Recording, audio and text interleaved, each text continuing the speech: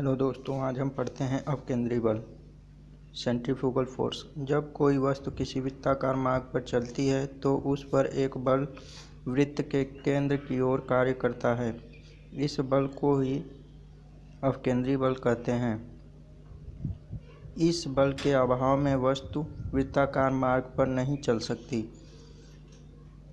तो हम ये समझ सकते हैं कि जब कोई वस्तु एक वृत्ताकार मार्ग पर चलती है तो उस पर एक वृत्त के केंद्र की तरफ बल कार्य करता है, जिसे अपकेंद्री बल कहते हैं।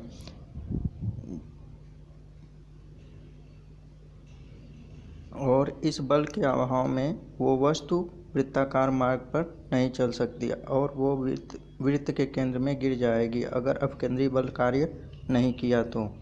जैसे कि सर्कस में हम देखते हैं कि वो खतरे या मौत के कुएं में बाइक लेकर जो है कि सर्कस वाला तेज़ी से उसकी बाउंड्री पे घूमता है और वो कुएं में न गिरकर उसकी दीवार पर आसानी से जो है कि चलता रहता है। ये घटना जो है कि अपकेंद्री बल के कारण होती है।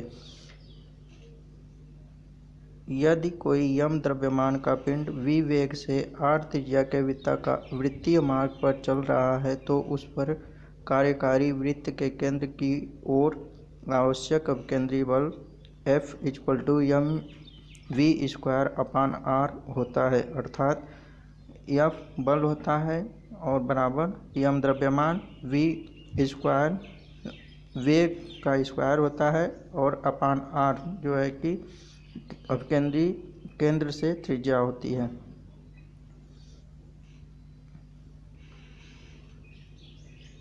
तो हम समझ सकते हैं कि अपकेंद्री बल क्या होता है। जब कोई वस्तु वृत्ताकार मार्ग पर चलती है तो उस पर एक बल कार्य करता है, जिसे अपकेंद्री बल कहते हैं।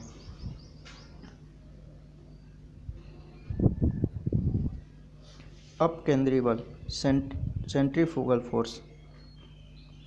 अजड़त्वीय फ्रेम में न्यूटन के नियमों को लागू करने के लिए कुछ ऐसे बलों की कल्पना करनी होती है जिन्हें परिवेश में किसी पिंड से संबंधित नहीं किया जा सकता। ये बल छद्म बल या जड़त्वीय कहलाते हैं। अपकेंद्री बल एक ऐसी ही छद्म बल है। अर्थात छद्म बल एक काल्पनिक बल है जो कि अभिकेंद्री बल के विपरीत कार्य करता है, जिसे हम एक काल्पनिक बल छद्म बल कहते हैं। इसकी दिशा अपकेंद्री बल के विपरीत दिशा में होती है। ये जो है कि अपकेंद्री बल जो है कि सेंटर की तरफ कार्य करता है और अपकेंद्री बल बाहर की तरफ कार्य करता है। जैसे कपड़ा सुखाने की मशीन, दूध से मक्खन निकालने की मशीन आदि अपकेंद्री बल के सिद्धांत पर कार्य करती है। बल आघूर्ण।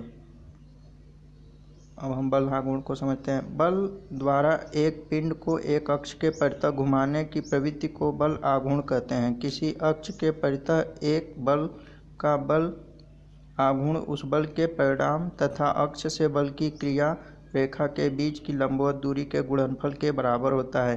T = F × d।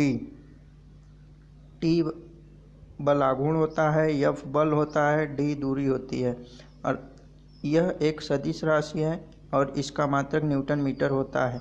बल आघूर्ण जैसे कि हम किसी भी दरवाजे को खोलते हैं तो एक सेंटर पे पॉइंट जो है कि फिक्स होता है और एक साइड से जो है कि हम उसको घुमा सकते हैं। तो जो है कि एक फोर्स काम करता है जिसे हम टाउ या टी से प्रदर्शित करते हैं, जिसे बल आघूर्ण कहा जाता है। बल F होता है और D सेंटर से और किनारे के बीच की दूरी। जैसे कि एग्जाम्पल के रूप में हम कुम्हार का चाक भी समझ सकते हैं। जब कुम्हार का चाक जो है कि सेंटर पे फिक्स होता है और किनारे पर एक हम डंडे से जो है कि उसको तेज़ी से घुमाते हैं और वो घूमने लगता है। तो किसी भी वस्तु को हम सेंटर पे फिक्स करके जब घुमाते हैं तो उस पर एक बल आघूर्ण कार्य करता है, जिसे ही हम बल आघूर्ण करते हैं। तो बल आघूर्ण का निकालने का फार्मूला होता है T = F × d। F बल है, D दूरी है सेंटर से किनारे की और जो है कि T बल आघूर्ण है। Thank you. तो आप लोग ये तीनों चीज़ आज समझ सकते हैं।